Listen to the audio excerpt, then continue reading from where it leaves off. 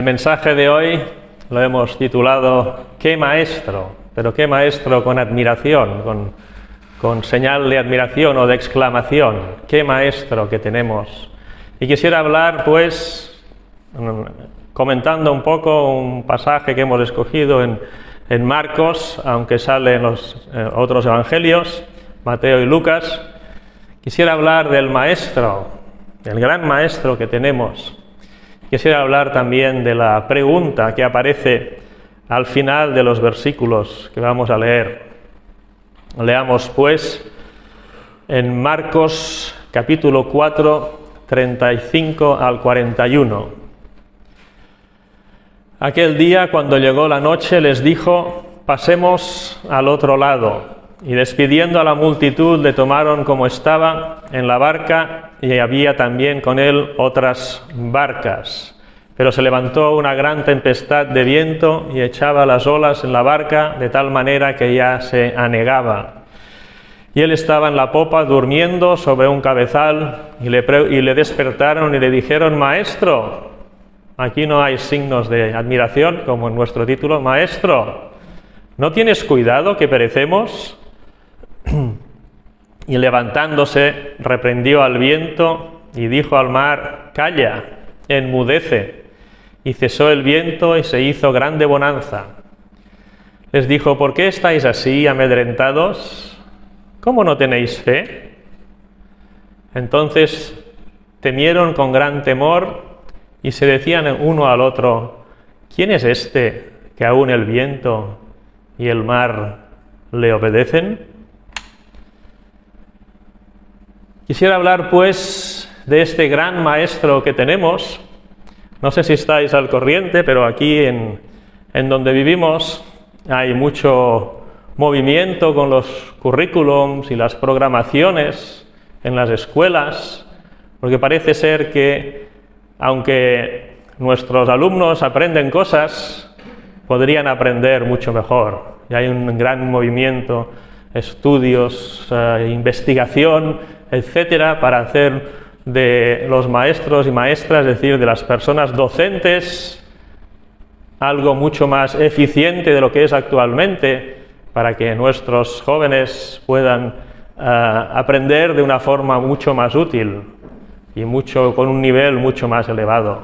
Pero creo que en Jesús, una vez más, tenemos un ejemplo de un gran maestro. Empieza lo que hemos leído hoy diciendo: cuando llegó la noche. Aquel día, aquel mismo día cuando llegó la noche. Entonces es obligatorio para nosotros ir atrás al capítulo anterior o al pasaje anterior y ver qué pasó aquel día. Aquel día Jesús había estado dando mucha teoría, muchas lecciones sobre diferentes cosas como cómo recibir la palabra de Dios, la simiente, la luz, el reino de los cielos, etcétera, etcétera. Y Jesús, como gran maestro que es, sabe que no puede dejar la teoría allí y se acabó, sino que al acabar el día dice: vamos a poner todo esto en práctica. Muchas veces los cristianos o las cristianas tenemos la tendencia de pararnos en la teoría. Leemos, entendemos la palabra de Dios, nos entra o por los oídos o por los ojos, se pasa un rato en nuestra cabeza y figurativamente desciende a nuestro corazón y nos apasiona y pensamos, disfrutamos de la palabra de Dios. Pero esto no es el último paso. Jesús sabe que necesitamos algo más. Y entonces, al llegar la noche o el atardecer o lo que fuere, Jesús dice: vamos a poner esto en práctica. Vamos a probar qué es lo que hemos entendido. Vamos a poner en práctica para que esto se interiorice dentro nuestro y no sea algo que podemos repetir de memoria, sino una experiencia real. De aquí el título que he puesto: ¡qué maestro! ¡Qué gran maestro el nuestro! Después de 2000 años hemos llegado a veces a esta conclusión en las aulas, pero Jesús ya nos había dado el ejemplo mucho antes. Entonces, pues, él dice a sus discípulos, están en una barca, pasemos al otro lado. Saben los discípulos, sabemos nosotros, lo sabemos al menos aquí arriba y nos gusta mucho en nuestro corazón que las palabras de Dios se cumplen. Cantamos a menudo, grande es tu fidelidad. Cantamos a menudo tantas cosas sobre cómo Dios cumple siempre sus palabras. Jesús dice, pasemos al otro lado, significa que llegaremos al otro lado. Y entonces los discípulos deciden hacerle caso, que es lo más inteligente que podemos hacer en todas nuestras experiencias, en nuestra vida, hacer caso a Jesús. Y fijaos en un detalle, dice, despidiendo a la multitud. Podemos estar disfrutando de la palabra de Dios en comunidad, en grandes grupos, y recibir estas cosas y celebrarlas y gozarnos, etcétera, etcétera, como había pasado en aquellos momentos, y cantar juntos, etcétera. Pero llega un momento en que Jesús dice, voy a tratar con cada uno de vosotros individualmente. Despide a la multitud. Podemos ir a grandes iglesias o a pequeñas iglesias en algunos casos, pero hay un momento en que la multitud tiene que salir de en medio para que podamos tener una prueba directa de lo que hemos aprendido de Jesús directamente con nuestro gran Maestro, despidiendo a la multitud. Un día redondo, podríamos decir. Habían estado en una barca hablando a multitudes sobre cosas maravillosas. Me imagino a los discípulos como casi no diré en trance, pero emocionados y contentos de cuántas cosas nuevas y viejas reinterpretadas que nos ha contado hoy Jesús. ¡Qué maravilloso! Esto es el inicio de una gran cosa. Y luego pasa lo que puede pasar muchas veces y lo que nunca, tal vez o casi nunca, predecimos. Hubo una gran tempestad. Hay un barco, creo que la mayoría allí eran pescadores o unos cuantos pescadores en el barco. Un mar conocido, su mar, el de toda la vida. Habían tenido tempestades como esas muchas veces, supongo. De hecho, dicen que es algo común que haya tempestades por un viento, un torbellino grande en ese. De hecho, no es bien un mar porque está todo cerrado, pero allí estaban. Una situación que parecía normal, pero hay un peligro terrible. El agua empieza a entrar en la barca y la barca se hundía. Fijémonos, no lo hemos señalado, pero al principio dice que había otras barcas con Jesús. No sabemos qué les pasó a las otras barcas, ¿verdad? Es este trato personal de Jesús con cada uno de nosotros. Somos profesionales de las tempestades, pero aquel día, después de una euforia tan emocionante de los discursos de Jesús, hay miedo. Estamos pereciendo. Jesús, el gran profeta, aquel que nos ha dicho cosas tan maravillosas sobre el reino de los cielos, ¿va a poner los pies en el suelo o no? Buscan a Jesús. Está durmiendo. Qué fuerte, ¿no? Un viento terrible. Este duerme más profundo que yo, que no me entero de nada cuando duermo. Jesús todavía más. Está durmiendo en la barca mientras todos están echando agua afuera y están desesperados porque se hunden literalmente. Nuestros problemas son literalmente grandes.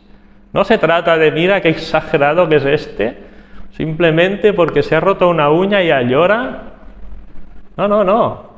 La tempestad es real y el peligro es real. La barca se está hundiendo. Si nuestros problemas fueran pequeños, como cristianos y cristianas, seguramente no tendríamos ni fe. Nuestros problemas son reales, grandes y pueden hundir la barca de nuestra vida. ¿Y cuántas veces en estas situaciones pensamos dónde está Jesús? Y a nosotros nos parece que Jesús está durmiendo. ¿Es casual todo esto? Jesús ha hecho grandes maravillas, ha estado en situaciones sobrehumanas, estuvo en el desierto unos cuantos días en ayunas. ¿Era necesario que se durmiera en estos momentos en que iban a perecer todos? Muchas personas, bueno, algunas personas creen que si nos portamos mal, si somos infieles, si pecamos, entonces nos vienen las tempestades y los peligros en nuestra vida. Y que si somos fieles, todo va bien. No sé si os parece bonita esta forma de pensar o no, pero creo que no cuadra, en primer lugar, no cuadra con mi experiencia personal. Si yo tuviera que estar en una tempestad cada vez que me alejo de mi Señor o que no cumplo las expectativas de mi Señor, estaría toda la vida en tempestades y no lo estoy. En segundo lugar, queda muy claro en las Escrituras que la paga de nuestro pecado lo lleva Jesús en la cruz. Dios no va a cobrar 2 veces por nuestros pecados. Si Jesús paga nuestros pecados, nosotros no podemos pagar un sobresueldo a Dios que no lo necesita para nada. Esta idea no cuadra. Las tempestades en nuestra vida, solo Dios sabe por qué están allí. ¿Os acordáis de la torre de Siloé, creo que se llamaba? Cayó una torre y murieron unos cuantos, y los religiosos de la época decían, eran muy malas estas personas, algún pecado habían hecho y por esto les cayó la torre encima. Y Jesús dice, no tenéis ni puñetera idea de lo que estáis diciendo. Esa torre cayó para la gloria de Dios, lo cual tampoco lo entiendo, pero es muy diferente. Nuestras tempestades, no podemos jugar a ser dioses, no podemos jugar a ser Dios y cuando alguien sufre decimos, ¿ves? Algo ha hecho. Cuando alguien está enfermo, se ha alejado de Dios. Esto no viene de Dios. Es un mensaje que no es de Dios. Dios no nos ha enseñado esto. Estos discípulos están en medio de una tempestad y solo Dios sabe por qué hay esta tempestad. Seguramente Jesús envía esta tempestad allí para que lo que era una teoría en sus mentes y en sus corazones se convierta en una realidad para siempre en sus vidas. Dice la palabra de Dios que la fe crece y se prueba, pues esto, con los problemas, con las tempestades, con los peligros, es cuando nuestra fe crece. Somos así. Muchas veces puedes decirle a según qué niño o niña, no toques esto que es peligroso, y se lo dices 50 veces, cuando te das la vuelta, la criatura va allí, lo toca, se quema. Las 50 veces que se lo has dicho hubiera podido aprender, ¿verdad? Las 50 veces que Dios nos ha dicho 1000 cosas, podemos aprender, ¿verdad? Pero a veces sencillamente la práctica, la situación real de nuestra vida es lo que nos hace realmente aprender y que nuestra fe crezca. Nuestras tempestades, los peligros de nuestra vida no pueden ser el resultado de nuestra cantidad de fe. Todo lo contrario, Dios sabe por qué hay esas tempestades y solo en Él podemos confiar. Pero sí que es cierto que muchas veces nosotros pensamos como si Dios estuviera dormido. Yo estoy sufriendo como un desesperado, estoy achicando el agua para que no nos hundamos, esta barca vale dinero, aquí hay personas que se van a morir y Jesús está durmiendo. ¿Qué le dicen exactamente? Maestro, ¿te da igual que nos muramos aquí? La pregunta significa esto, ¿verdad? ¿Y cuántas veces, si somos honrados, nosotros hemos ido a Dios y le hemos dicho estas cosas? Dios mío, ¿te das cuenta lo que estoy sufriendo, lo que estoy pasando? Jesús, con toda una flema, no diremos flema británica, porque los británicos yo creo que ni existían en esa época, pero bueno, y si existían no eran como los de la famosa flema británica. Jesús se levanta, Tienen una pequeña conversación. Es que es como muy visual la cosa, ¿no? Allí todo el mundo gritando, echando agua, ¡Jesús! Y Jesús se levanta tranquilamente, dice, hola viento, hola mar, ¿podéis parar ya? Y se paran. ¡Wow! Se hizo una grande bonanza. Qué fuerte, ¿no? ¿Os imagináis poder estar allí? Es obvio que Jesús no había perdido el control, aunque estaba durmiendo, tenía el control de todas las cosas. Pero ellos necesitaban entender la situación y necesitaban hacer su práctica para que esto fuera una verdadera enseñanza para toda su vida. ¿Por qué? ¿Por qué tenéis tanto miedo? Todos lo sabemos de memoria el versículo, o no, no sé. Somos más que vencedores por medio de aquel que nos amó. Si Dios es con nosotros, ¿quién contra nosotros? El que no escatimó ni a su propio Hijo por nosotros, sino que cuando éramos enemigos suyos dio a su Hijo por nosotros. ¿Cómo no nos dará con Él todas las cosas? Todas las cosas ayudan a bien para los que aman a Dios. Maravillosos versículos, realmente preciosos, pero muchas veces están aquí, algunas veces están aquí. Pero Dios quiere que sean una experiencia real de fe para nuestras vidas. ¿Por qué tenéis tanto miedo? Yo me lo he preguntado muchas veces, ¿por qué tengo miedo? Está claro que la cosa está controlada, ¿no? Parezco los perros cuando tiran petardos o cuando hay truenos, ¿verdad? Llevan 10 años oyendo truenos, ¿por qué no se acostumbran ya? Nosotros igual, sabemos, conocemos que Dios es poderoso y que gobierna nuestras vidas con sabiduría y poder y, sobre todo, con amor, pero tenemos miedo, ¿verdad? No hay respuesta. Y si nos lo preguntan nosotros, seguramente nos quedaremos callados como ellos. A mí me gusta la Biblia por esto. Hay tantos ejemplos de gente que se equivoca que pienso, yo debo ser normal. Si todos fueran perfectos como en los cuentos y las leyendas antiguas, entonces yo tendría complejo de inútil en todos los sentidos. Pero no. Puedo tener miedo y puedo quedarme sin respuesta cuando Jesús me dice, ¿por qué tienes miedo? Porque lo veo aquí, lo veo en infinidad de lugares. En todos los héroes y las heroínas, no me malinterpretéis, de la Biblia, ¿verdad? ¿Cómo no tenéis fe? De hecho, parece que en el original, o al menos en las partes principales del original, dice, ¿cómo no tenéis fe todavía? Es decir, ¿cómo es que vuestra fe es tan pequeña? En otro evangelio dice, hombres de poca fe. La idea es esta, ¿no? Estos discípulos habían vivido cosas maravillosas, habían oído un gran discurso teológico, etcétera, etcétera, etcétera, y doctrinal, habían visto unos cuantos milagros, conocían el Antiguo Testamento, sabían que Dios controla los vientos y la mar y los cielos, etcétera. Sabían por el Antiguo Testamento que Dios usa incluso las tempestades para enseñar a las personas, pero a pesar de todo este conocimiento, su fe era insuficiente. ¿Os suena familiar la situación? Antes de acabar, quisiera comentar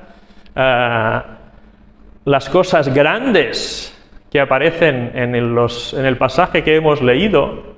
En castellano no se ve tan bien, pero en el original se ve muy bien el paralelismo.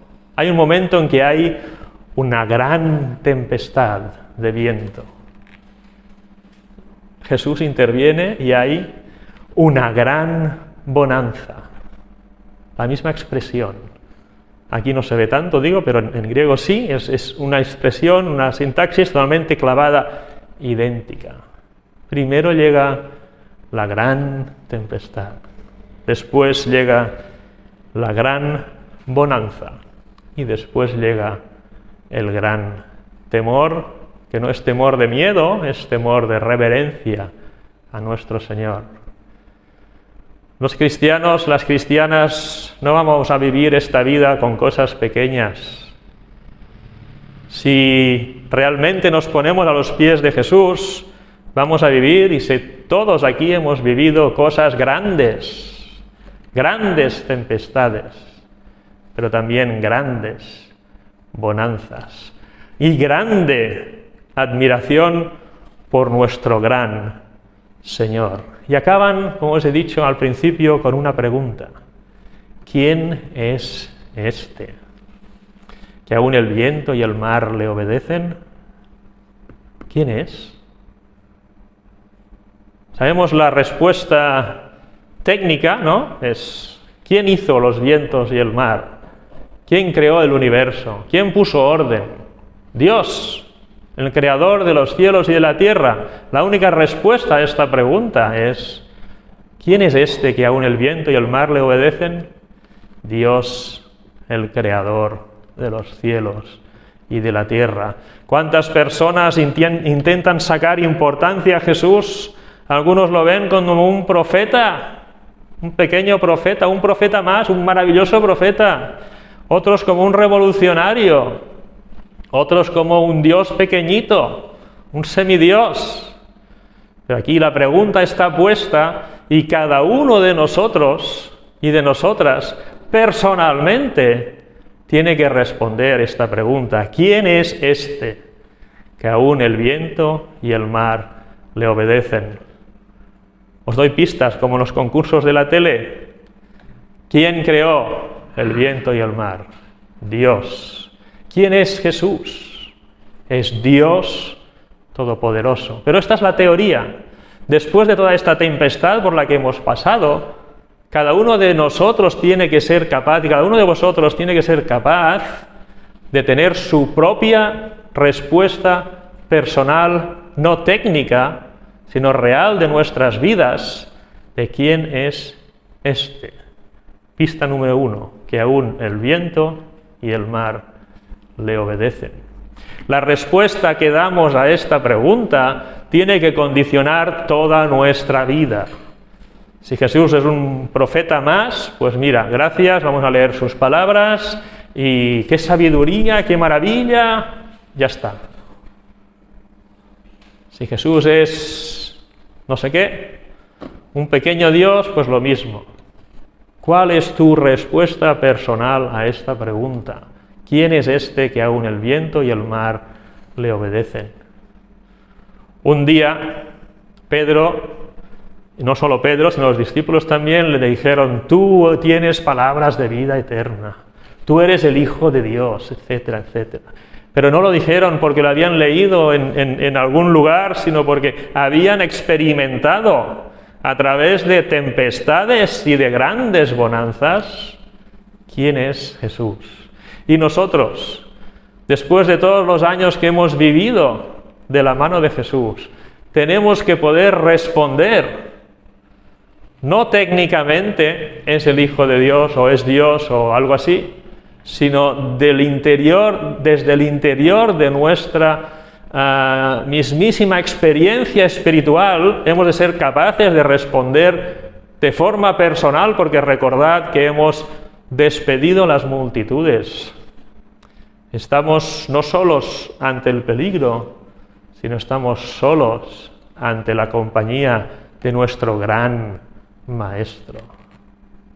Y es normal que tengamos un gran temor, pero tenemos que ser capaces de responder a esta pregunta de forma real, y una vez respondiendo a esta pregunta, toda nuestra vida tiene que ser coherente con lo que digamos en esta respuesta. ¿Quién es este que aún el viento y el mar le obedecen? Dejamos la pregunta sobre la mesa, y que cada uno de nosotros, desde lo más profundo de nuestra espiritualidad, podamos responder no solo con un gran temor, sino con un gran gozo de quién es Jesús. Que Dios os bendiga. Amén.